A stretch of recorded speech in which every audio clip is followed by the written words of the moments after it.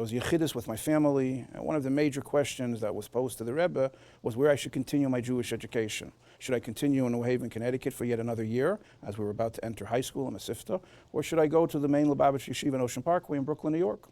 And the Rebbe, I guess, was being a true diplomat. He went around the room. He asked my mother, first he asked my father, what did he think? My father was a very easygoing person. He was the consummate chassid. And he says, whatever the Rebbe says, I'm very happy with. It's all good.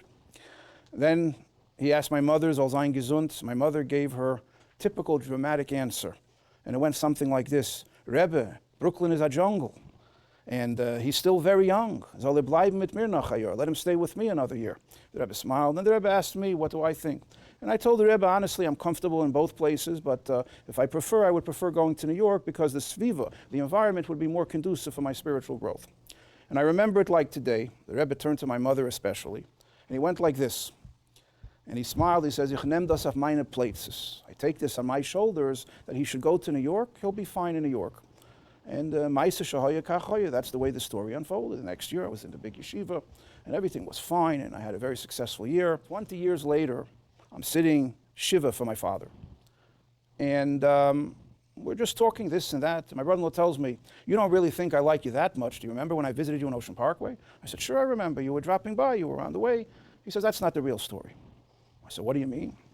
He says, remember I came to check you out. I checked out your dormitory. I checked out with your Rebbe. How you doing? I saw how this is and how that is. He says, you think I have nothing better to do than to go visit you in yeshiva? Of course, he said it in a comical manner.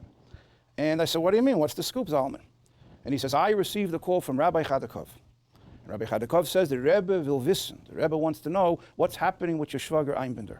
Is he happy? Is he doing okay?